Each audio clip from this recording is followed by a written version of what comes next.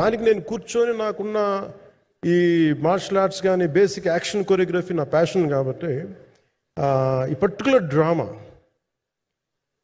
ఈ పర్టికులర్ దాంట్లో ఏంటంటే మొఘల్ టైమ్స్లో ప్రతి ఒక సగటు భారతీయుడు అనుభవించిన బాధ అది. ఒక యావరేజ్ సగటు భారతీయుడు మొఘల్ కాలంలో అనుభవించిన ఒక ఒక ఒక సిచ్యువేషన్. ఆ సిచ్యువేషన్ హీరోకి సంబంధం ఉన్నది. కానీ how he gets entangled, how he gets involved in it, that is the outcome, that he's been captured.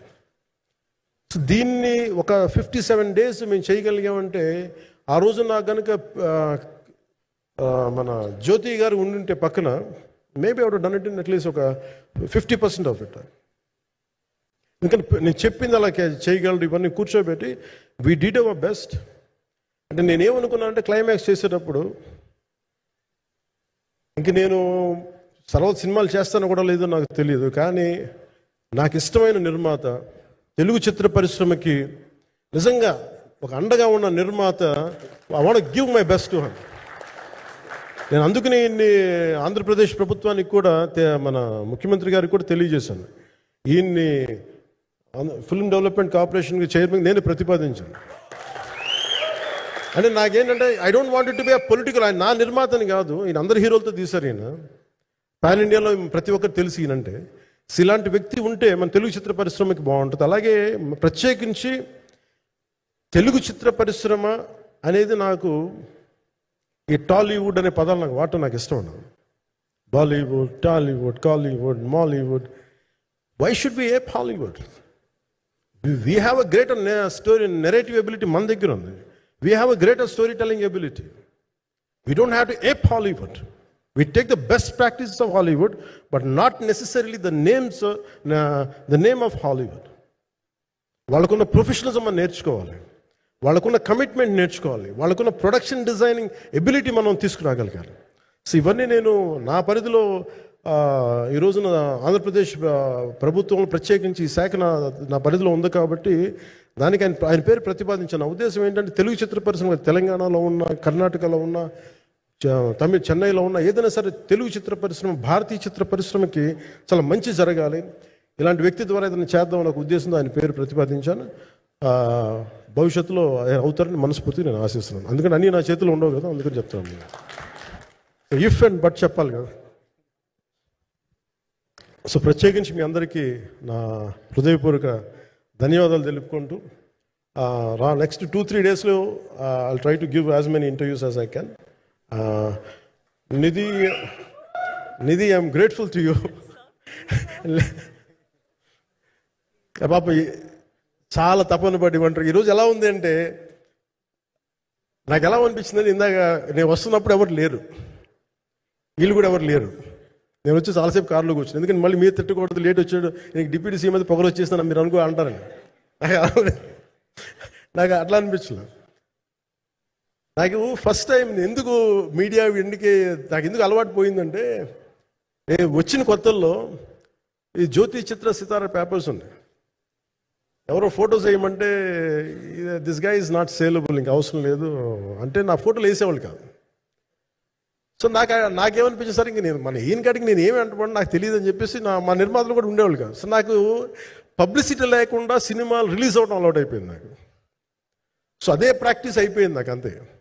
మళ్ళీ కూర్చోబెట్టి మీరు ఏం మాట్లాడతారు, మళ్ళీ అది ఇటు తిరిగి వస్తుందని చెప్పేసి మిగతా అంత నాట్ టాకెటివ్. మీరు సినిమా పొలిటికల్ ప్రాసెస్కి వచ్చేటప్పుడు నేను ఏదైనా మాట్లాడగలను, కానీ సినిమా వచ్చేటప్పటికి చాలా చాలా ఒత్తిడి తీసుకోవాల్సి వస్తుంది. అంటే ఎంత కథ చెప్పాలి, ఎంత కథ చెప్పకూడదు, ఈ మాట అద్భుతంగా ఉందంటే ఏం అద్భుతంగా ఉందని మళ్ళీ తిడతారు, తర్వాత 100 ఆలోచనలతోటి స్లో డౌన్ అయిపోతాను. బట్ కానీ నాకు మనస్ఫూర్తిగా ఈ సినిమా ఐ హోప్ వచ్చిన ప్రతి ప్రేక్షకులందరికీ కూడా ఒక మంచి అనుభూతిని ఇస్తాను నేను మనస్ఫూర్తిగా నేను నమ్ముతున్నాను. ఖచ్చితంగా అలాంటి అనుభూతిని ఇస్తుంది. మీరు థియేటర్లోంచి బయటికి వెళ్ళేటప్పుడు మటుకు విల్ గో విత్ ఒక ఎనర్జెటిక్ ఫీల్తో వెళ్తే అంతవరకు చెప్పగలను. ఎందుకంటే నేనే నమ్ముతాను, సినిమాకి వెళ్ళేటప్పుడు సినిమా ఒక స్టోరీ చెప్పినప్పుడు నా జీవితంలో చిన్నపాటి ప్రభావం చూపించాలి. అలాంటి ప్రభావం, అలాంటి ఎనర్జీ ఇచ్చే సినిమా అవుతుందని మనస్ఫూర్తిగా నేను ఆశిస్తూ మీ అందరికీ ప్రత్యేకించి మీ అందరికీ పేరున ధన్యవాదాలు తెలియజేస్తున్నాను. ఇంకా మాట్లాడాలని ఉంది కానీ సాయంత్రం ఈవెంట్ ఉంది కాబట్టి. సో ఇంకొక మారు నేను చెప్తాను ఎందుకు ఈ పర్టికులర్ ప్రెస్ మీట్ అంటే, I want to tell you, I'm grateful to each one of you. I'm grateful to you. Thank you for standing by us. Thank you very much.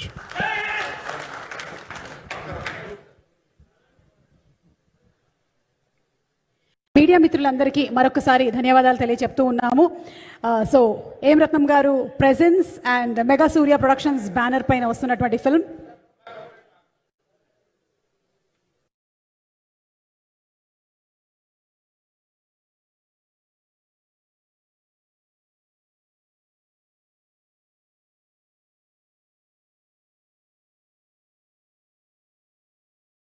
Thanking everybody. Mega Surya productions మీద AM రత్నం గారు presence and Dayakar Rao గారి నిర్మాతగా వస్తున్నటువంటి film Jyothi Krishna గారి డైరెక్షన్లో pre release ఈవెంట్లో సాయంత్రం కలుద్దాము. Thank you so much. Power star Pawan Kalyan గారు వెయిటింగ్ ఫర్ యువర్ ఫిల్మ్. నాకు పొలిటికల్ ఇంటరాక్షన్ చేశాను కానీ మీడియా మిత్రులతోటి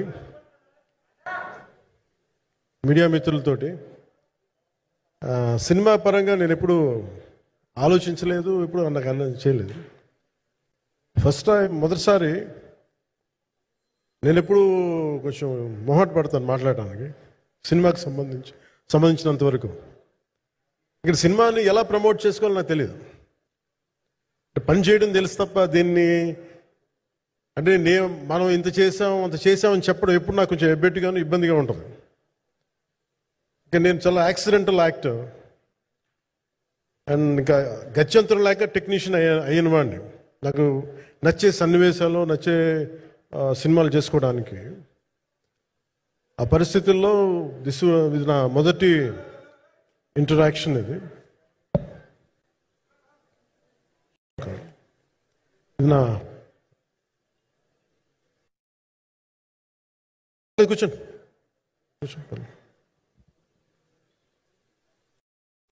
రథం గారు వస్తారు. ఇదంతా చేయడానికి మీడియా మాట్లాడడానికి ఇదేదో నాకు పొగరు అహంకారం ఏం కాదు. సినిమా గురించి నాకు చెప్పుకోవడం ఎబ్బెట్టుకోవడం, ఏం మాట్లాడాలో తెలియక చెప్తే ఎక్కువైపోద్దా చెప్తే తక్కువ అయిపోద్దా అని. కానీ ఈ పర్టికులర్ ప్రెస్ మీట్ ఎందుకు పెట్టానంటే ఏం రత్నం గారి కోసం పెట్టాను. అంటే సినిమా బతకాలి అంటే ఈవినింగ్ ఆడియో ఫంక్షన్ పెట్టుకొని మళ్ళీ ప్రెస్ మీట్ దేనికంటే మళ్ళీ నాకు మీతో ఇంటరాక్ట్ అయ్యే అవసరం ఫంక్షన్ తర్వాత ఉండకపోవచ్చేమో అని చెప్పేసి అదొకటి మేజర్ ఒక ఇది కన్సర్న్. అదొకటి అంటే రత్నం గారు అంటే ఈవినింగ్ చెప్దాం అనుకున్నా, బట్ స్టిల్ ఇప్పుడే చెప్పేస్తున్నాను ఈ మాట. త్రివిక్రమ్ గారు రాసిన ఒక డైలాగు అజ్ఞాతవాసిలో, ఒక చిన్నపాటి సౌకర్యం కోసం ఇక్కడ మీరు కూర్చున్న ఒక చిన్నపాటి కుర్చీ కోసం ఒక యుద్ధమే చేయాల్సి వస్తుంది. అలాంటిది ఒక సినిమాని చేయడం అంటే ఎన్నిసార్లు మినీ యుద్ధాలు చేయాలి, ఆర్థికంగా కావచ్చు క్రియేటివ్గా కావచ్చు వీటన్నిటికీ సంబంధించి. అలాంటిది నేను ఎప్పుడు కూడా సినిమాల్లోకి రాకముందు ఏఎం రత్నం గారు లాంటి వ్యక్తి నా ప్రొడ్యూసర్ అయితే బాగుండు అనుకున్నాను. భారతదేశానికి పాన్ ఇండియా సినిమాని ముఖ్యంగా రీజనల్ సినిమాని జాతీయ స్థాయిలో తీసుకెళ్లిన వ్యక్తి ఆయన. తమిళ సినిమాని చాలా ఛాలెంజింగ్ తెలుగులో డబ్ చేసి దాన్ని స్ట్రైట్ సినిమాలతో సమానంగా ఆడేంత సత్తా చూపించిన వ్యక్తి. Film industry creative ability creative potentiality పెంచిన వ్యక్తి. ఈ సినిమా చాలా ఒడిదుడుకులు ఎదుర్కొంది, 2 కరోనా పరిస్థితులు ఎదుర్కొంది. అన్నిటికీ మధ్యలో సినిమా మన క్రియేటివ్గా కొంత ఇబ్బంది ఎదుర్కొంది. అల్టిమేట్ ఆబ్జెక్టివ్ సినిమా బాగా రావాలని, నేను ఎప్పుడు ఏం చేసినా సినిమా బాగా రావాలి అనుకుంటాను. ఈ సినిమా ప్రత్యేకించి ఆయన తపన చూసి నేను ముఖ్యంగా పొలిటికల్ ప్రాసెస్కి వెళ్ళిపోయిన తర్వాత పాలిటిక్స్కి వెళ్ళిపోయిన తర్వాత డైరెక్షన్ అని వీటికి దూరమై క్రియేటివ్ పార్టీకి దూరం అయిపోయిన తర్వాత పాలిటిక్స్ నా ప్రైమరీ ఫోకస్ అయిపోయిన తర్వాత మళ్ళీ దృష్టి పెట్టి సినిమా కావాలి మీరు చెయ్యాలని చెప్పి నా దగ్గరికి వచ్చి కోరుకున్నప్పుడు నేను ఎంత బెస్ట్ ఇవ్వగలను సినిమాకి అంత ఇచ్చాను. అంటే నా బెస్ట్ ఇచ్చాను. అంటే నేను అంటే అన్నిటికంటే కూడా నేను ఇవ్వలేనిది టైం ఇవ్వలేను నేను. కానీ అలాంటి పరిస్థితుల్లో ఒక క్లైమాక్స్కి దాదాపు 57 రోజులు షూట్ చేయాల్సి వచ్చింది. మండు టెండ బాగా, ఇట్స్ కైండ్ ఆఫ్ మిడ్ మే, అంటే చాలా పిచ్చి ఎండ అన్నమాట. అలాంటి ఎండల్లో చాలా కాలం తర్వాత నాకు మార్షల్ ఆర్ట్స్, నేను ఎప్పుడో నేర్చుకున్న మార్షల్ ఆర్ట్స్, ఒక ఎస్క్రీమా కానీ, ఊషు కానీ, నేను నేర్చుకున్న సెల్ఫ్ డిఫెన్స్ టెక్నిక్స్ కానీ, యుఎస్లో నేను ఒక వర్క్షాప్ చేసిన జీత్ కండో ఇవి కానీ, ఇవన్నీ ఈ సినిమాకి నాకు పనికి వచ్చినాయి. నాకు ఇవన్నీ వీళ్ళతో డిఫరెంట్ కొరియోగ్రాఫర్స్తో కూర్చొని ప్రత్యేకించి క్లైమాక్స్ పార్ట్ ఇది అందరికీ ఇన్స్పైర్ చేసింది. మన స్థూలంగా చెప్పాలి అంటే, ఒక క్లుప్తంగా చెప్పాలి అంటే, ఈ సినిమాకి ఇదే ఆయువు పట్టింది. ఈ ఫస్ట్ పార్ట్కి ఎక్కడో కొల్లూరు నుంచి, మన కృష్ణానది తీరం కొల్లూరు, విజయవాడ సమీపంలో ఉన్న కొల్లూరు ప్రాంతం నుంచి దొరికిన ఒక కోహినూరు వజ్రం నుంచి అది ఎటు మన గోల్కొండ రాజుల దాకా వచ్చింది, మన హైదరాబాద్ సుల్తానుల దాకా ఎలా వచ్చింది, దీని ట్రావెల్ ఇటు వెళ్ళింది. ఇవన్నీ జరిగినప్పుడు దీని నేపథ్యంలో జరిగే కథ ఇది. ముఖ్యంగా ఈ ఫౌండేషనల్ వర్క్ చేసిన వ్యక్తి క్రిష్ జాగర్లమూడి గారు చాలా హై కాన్సెప్ట్తో పట్టుకొచ్చారు దీన్ని. ఆయనను రత్నం గారు నా దగ్గరికి వచ్చినప్పుడు చాలా బాగా నచ్చి వెంటనే చేశాను. చేసిన తర్వాత ఒక్కొక్కటి కరోనా నిజంగా ఇంపాక్ట్ వచ్చింది. అంటే ఎలా ఉండదంటే, ఎంత హార్డ్గా ఉండదంటే ఇండస్ట్రీ, అది ఎవరిని తప్పు పట్టలేదు. ఒకప్పుడు ఆయన వెంట చుట్టిన నిర్మాతలు, ఆయన వెంట తిరిగిన డిస్ట్రిబ్యూటర్స్, హీరోస్, అందరికి అలాంటి వాళ్ళకి ఒక నిర్మాతగా ఆయన తపన పడుతుంటే నాకు అంటే ఆయన కోసం ఖుషి తీస్తున్నప్పుడు కానీ ఆయనతోటి ఎంత సౌకర్యం ఇచ్చారంటే, అసలు మాకు 1 month ముందు ప్రీ ప్రొడక్షన్ అయిపోయి నాకు అంత సౌకర్యాన్ని ఇచ్చారు. నేను కంపోజ్ చేసిన యాక్షన్ సీక్వెన్సెస్ కానీ, ఫైట్స్ కానీ, ఖుషీకి నాకు ఆల్రెడీ ఒక 1 month 1.5 month థియేటర్ నాకు ఇచ్చేసి, మన సురేష్ ఎఫెక్ట్స్ థియేటర్ మొత్తం ఇచ్చి నాకు అంత లగ్జరీ ఇచ్చిన వ్యక్తి ఆయన నలిగిపోతుంటే నాకు నిజంగా చాలా బాధేస్తుంది. ఒకసారి it is not about money, it's not about success, it's about standing by whom you trust, who stood for the people and who stood for the industry. నాకు ఎందుకు ఇది మీతో పంచుకోవాలనిపించింది. సినిమా ఎంత విజయం ఇది నాకు నిజంగా తెలియదు, ఎందుకంటే నేను ఇట్లా అనుకోవచ్చు, ఇంకోలా కానీ ఒక్కటి మటుకు చాలా సిన్సియర్గా చెప్పగలను. Krish came out with very good concept, చాలా హై కాన్సెప్ట్ పట్టుకొచ్చారు. కొంత వ్యక్తిగత కారణాలు, కొన్ని ప్రొఫెషనల్ కారణాలు ఆయన ప్రాజెక్టుకి బయటికి వెళ్ళినా కానీ, దీన్ని ఫౌండేషనల్ వర్క్ చేసిన క్రిష్ గారికి మనస్ఫూర్తిగా నా హృదయపూర్వక ధన్యవాదాలు తెలియజేస్తాను మా అందరి తరఫున. అలాగే తర్వాత స్టెప్ ఇన్ అయ్యింది మన జ్యోతికృష్ణ గారు.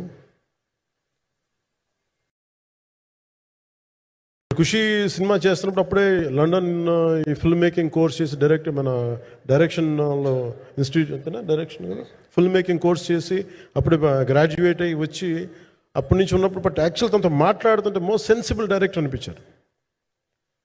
ఈ ఒక టైంలో ఏమనిపించిందంటే, బయట ఉన్న మాటలు కానీ అసలు సినిమా వస్తుందా లేదా బయటికి అని ఉండేది. కానీ మాకు ఎప్పటికప్పుడు నీరసం పడిపోయినప్పుడల్లా నాకు నీరసం వచ్చేసేది. సినిమా అవుద్దా అవ్వదా అనుకున్నప్పుడల్లా దీనికి ప్రాణవాయువునిచ్చిన వ్యక్తి కీరవాణి గారు. ప్రతిసారి నేను వర్క్ చేసి, నేను ఎందుకంటే సినిమా చివరి దాకా నేను నమ్మను ఎప్పుడు. నేను ఒక సినిమాని నేనేం నమ్ముతాను, చిన్నప్పటి నుంచి వెరీ ఫార్మేటివ్ ఇయర్స్లో నుంచి కూడా ఒక మంచి సినిమా గురించి నేను మాట్లాడక్కర్లా, రిలీజ్ అయితే బాగా లేకపోతే ఎలాగ మాట్లాడక్కర్లా. అందుకే నేను ఎప్పుడు సినిమా క్వాలిటీ మీద దృష్టి పెడతాను తప్ప ఇంక మిగతా వాటి మీద మాట్లాడను. అందుకే నాకు ఎప్పుడు ఈ మాట్లాడటం అనే దాని మీద ఎప్పుడు దృష్టి పెట్టలేం. కానీ ఫస్ట్ టైం ఈ సినిమాకి చాలా అవసరం అనిపించింది. అందుకని ఒక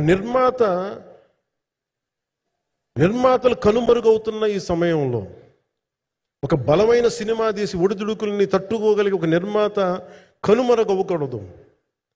ఆయన పక్కన ఏది ఉండాలి అండగా ఉండాలని చెప్పేసి నేను అన్నీ వదిలి, ఇంత బిజీ షెడ్యూల్స్ అన్నీ వదిలేసి, ఒకవైపు నన్ను నా ప్రత్యర్థులు తిడుతున్నా కానీ, సినిమాలకి వెళ్ళిపోయిన తిడుతున్నా కానీ, ఇదేంటంటే నాకు అన్నం పెట్టింది ఇది నాకు నా సినిమా పరిశ్రమ.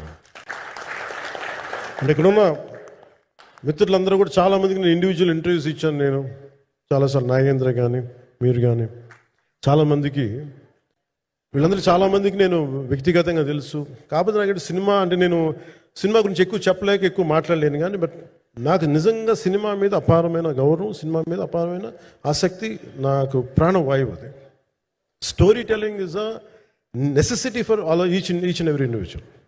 సో సినిమా అది మనకి కల్పిస్తుంది, సినిమా మనకి అలాంటి. కానీ ఈ సినిమా ప్రత్యేకించి చాలా ఛాలెంజింగ్ సర్కమ్స్టాన్సెస్లో, చాలా ఒడిదుడుకుల్లో, యాడ్వర్స్ కండిషన్స్లో కూడా మనస్ఫూర్తిగా దీన్ని ముందుకు తీసుకెళ్ళి, ఆర్థిక ఇబ్బందులు ఎన్ని వచ్చినా కానీ, అంటే నాకు పొలిటికల్గా పేరు ఉండొచ్చు, దేశవ్యాప్తంగా నేను తెలిసి ఉండొచ్చేమో, కానీ సినిమా పరంగా వచ్చేటప్పుడు నేను చాలా హీరోస్తో కంపేర్ చేస్తే వాళ్ళందరికంటే చాలా తక్కువ నేను.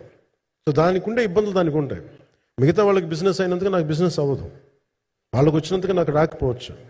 ఎందుకంటే నా దృష్టి, నా కాంపిటేటివ్నెస్ ఎప్పుడు నేను సినిమా మీద పెట్టలేదు. నేను ఇప్పుడు సొసైటీ పొలిటికల్ ప్రాసెస్ పెట్టాను, కానీ ఎప్పుడు సినిమా మీద నేను ఎంత ఉండాలనేది నేను ఎప్పుడు పెట్టలేదు.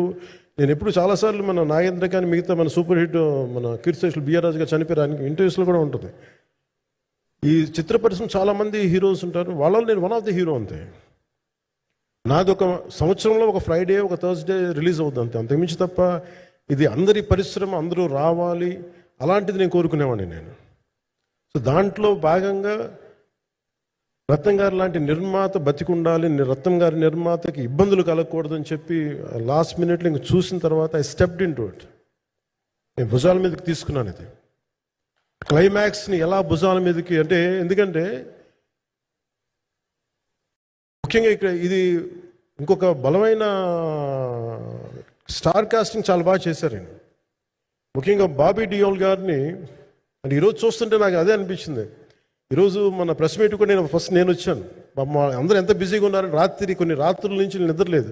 మన మనోజ్ పరమహంస గారికి కానీ, రత్నం గారికి కానీ, జ్యోతి గారికి కానీ, పాపం ఈ సినిమా ప్రమోషన్ సింగిల్ హ్యాండెడ్గా పాపం నిధి అగర్వాల్ భుజాల మీద వేసుకొని నాకే బాధ అనిపించింది. పాపం ఒక అమ్మాయి తన కెరీర్ తను చూసుకోవాల్సిన అమ్మాయి కూర్చోబెట్టి నాకే సిగ్గు అనిపించింది. I had truly appreciate you. అంటే చాలా పాపం అన్ని వెళ్తా ఉంటే నాకు ఇదేంటి సినిమాని అనాథలా వదిలేశారంటే అనిపించింది. సో నాకేమనిపించింది, ఈ సినిమాకి ఎవరు అనాథలా వదలలేదు, నేను ఉన్నానని చెప్పడానికి వచ్చాను ఈ రోజున. ఎందుకంటే నేను కోట్లాది మంది ప్రజలకి అండగా ఉండేవాడిని, దేశంలో ఉండే సమస్యలకి స్పందించేవాడిని. అలాంటిది తెలుగు సినిమాకి, నా సినిమాలకి మీకు తెలుసు గతంలో ఎన్నిసార్లు ఇబ్బందులు పెట్టారు. అదే మన ప్రభుత్వం అక్కడికి రాగానే వెంటనే సాధారణంగా హృదయ కవాటాలు తెరిచి మరి ఆహ్వానించాం. ఏమి కృతజ్ఞత కూడా ఆశించలేదు. అంత చిత్ర పరిశ్రమను అంత గుండెల్లోకి తీసుకుంటాం. అలాగే దీనికి సంబంధించి అలాంటిది నా సినిమాని నేను ఎందుకు వదిలేస్తాను? ఎందుకంటే ఇది ఇంకో సినిమా కాదు, ఒక మేకప్ మ్యాన్గా ప్రారంభమయ్యి ఇంకో ప్రొడ్యూసరు, డబ్బులున్న ప్రొడ్యూసరు, పెద్ద జీవితాల నుంచి వచ్చిన ప్రొడ్యూసరే కాదు, చాలా చిన్న స్థాయి, ఒక మేకప్ మ్యాన్ స్థాయి నుంచి బాయ్గా స్టార్ట్, అంటే చిన్నపాటి అసిస్టెంట్గా స్టార్ట్ అయ్యి చాలామంది మన సీనియర్ దర్శకులందరి దగ్గర పనిచేసి అంచెలంచెలుగా ఎదిగి నిర్మాత అయ్యి, దర్శకుడయ్యి, స్క్రీన్ ప్లే రైటర్ అయ్యి, మీరు ఏమన్నానంటే ఆయన మౌనంగా ఉంటారు. ఎవరు ఎన్ని ఇబ్బందులు పెట్టినా మౌనంగా ఉంటారు. ఆయన మౌనం ఒకసారి నాకు విపరీతమైన అసహనానికి గురి చేసేస్తుంది. మీరు ఏదైనా మాట్లాడాలంటే ఎవరు ఇబ్బందులు పెట్టి ఏం ఎదురు తిరగరు ఏంటంటే ఇలా అంటారు, ఏం చేయాలి. ఇంకా ఇలాంటి వ్యక్తికి ఆయన మౌనం నన్ను ఇలా రోడ్ల మీదకి వచ్చి ఇలా మీ దగ్గరికి ముందు నుంచోబెట్టింది.